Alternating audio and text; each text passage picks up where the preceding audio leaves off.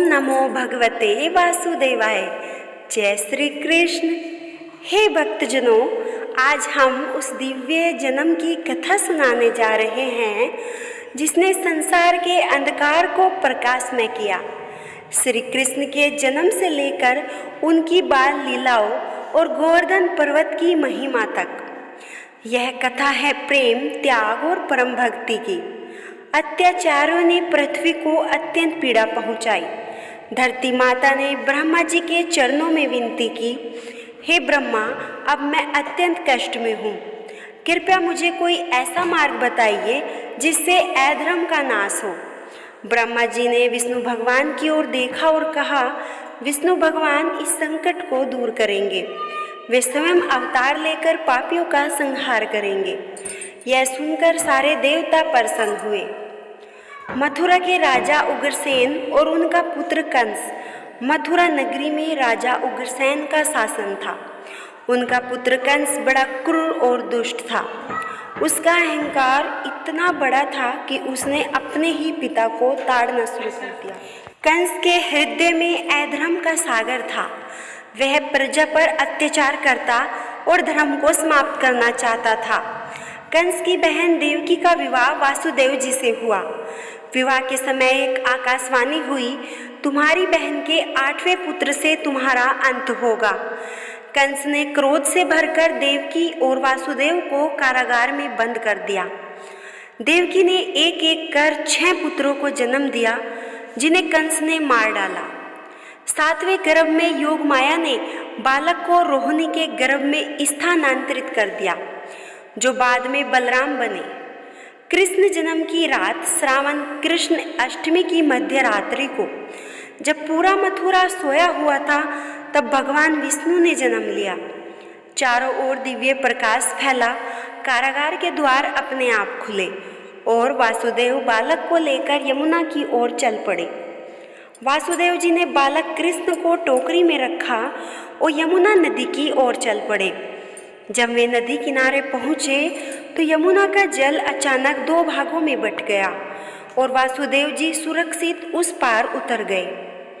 गोकुल पहुंचकर उन्होंने बालक कृष्ण को यशोदा और नंद के घर सौंप दिया। यशोदा और नंद बाबा ने कृष्ण को अपने पुत्र के समान अपनाया। कृष्ण के रूप स्वरूप और उनकी मनोहर बाल लीलाओं से गोकुलवासियों का हृदय आनंदित हो गया। कंस ने राक्षसी पूतना को भेजा, जो दूध पिलाकर कृष्ण को मारने आई, लेकिन कृष्ण के बाल रूप में उसने अपने प्राण गंवा दिए। तिरनावर्त नामक असुर ने तूफान की शक्ल धारण कर कृष्ण को मारने की चेष्टा की। कृष्ण ने उसे आकाश में उठाकर मार गिराया। सक्टासुर नामक राक्षस ने रथ के रूप में कृष्ण को मारने का प्रयास किया, लेकिन वे सफल नहीं हो सके। कालिया दमन यमुना नदी में बसे कालिया नाग ने गोकुलवासियों को त्रस्त कर रखा था। कृष्ण ने कालिया को पराजित कर गोकुलवासियों को मुक्ति दिलाई। एक बार गोकुल में इंद्रदेव की पूजा की तैयारी हो रही थी। सभी गोकुलवासी इंद्र की स्तुति कर रहे थे, लेकिन भगवान ने कहा, इंद्र की जगह गोवर्धन पर्वत की पूजा करो, क्योंकि यही हमें अन्न और चारा देता है। गोकुलवासियों ने भगवान की बात मानी और गोवर्धन पर्वत की पूजा की। इससे इंद्रदेव क्रोधित होकर मूसलाधार वर्षा बरसाने लगे। गोकुलवासियों को भारी परेशानी हुई। भगवान कृष्ण ने अपनी छोटी उंगली पर गोवर्धन पर्वत उठा लिया। 7 दिन तक सभी गोकुलवासी पर्वत के नीचे सुरक्षित रहे। अंत में इंद्र ने अपनी गलती स्वीकार की और भगवान कृष्ण की स्तुति की। कृष्ण की बाल लीलाएं हमें यह सिखाती है कि सच्चा बल प्रेम और भक्ति में है, उनकी लीला में निहित है। जीवन का सर्वोच्च संदेश अहंकार छोड़ो, प्रेम करो और धर्म का पालन करो। जब कृष्ण बड़े हुए तो उन्होंने गोकुल और वृंदावन में अपनी किशोर लीलाएं शुरू की। उनकी मुरली की मधुर धुन पर गोपियां नाचने लगी। रासलीला वह दिव्य नृत्य है जहाँ कृष्ण और गोपियाँ रात भर प्रेम और भक्ति में डूबे रहते।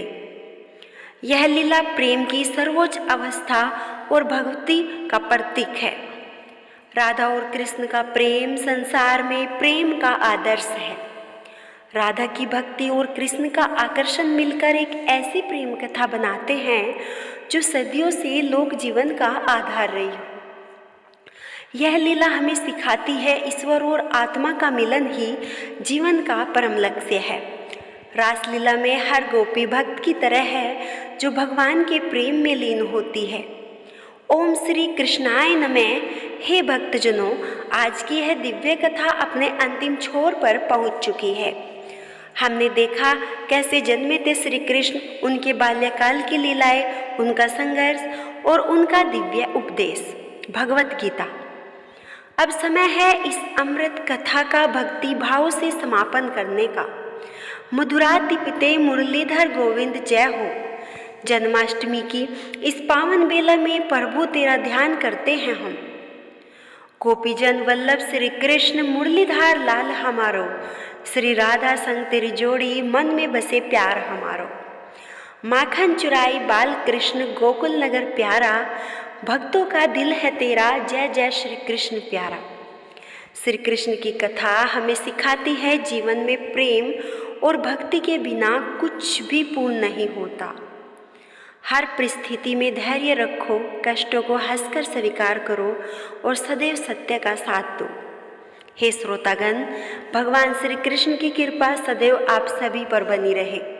उनके चरणों में सुमिरन और सेवा से जीवन में सुख शांति और समृद्धि आए। आइए हम सब मिलकर कहें ओम नमो भगवते वासुदेवाय। जय श्री कृष्ण राधे राधे। इस कथा के अंत में हम अपने हृदय की गोवर्धन पर्वत उठाएं। अहंकार, क्रोध, ईर्ष्या को त्याग कर प्रेम और भक्ति का संचार करें। जन्माष्टमी का पर्व हमें यही प्रेरणा देता है, हम अपने भीतर के कृष्ण को जागृत करें। इस कथा को बार बार सुनना और समझना आपको आत्मा के निकट ले आएगा। इसलिए इस कथा को अपने परिवार मित्रों के साथ साझा करें और उनकी भक्ति को बढ़ाएं।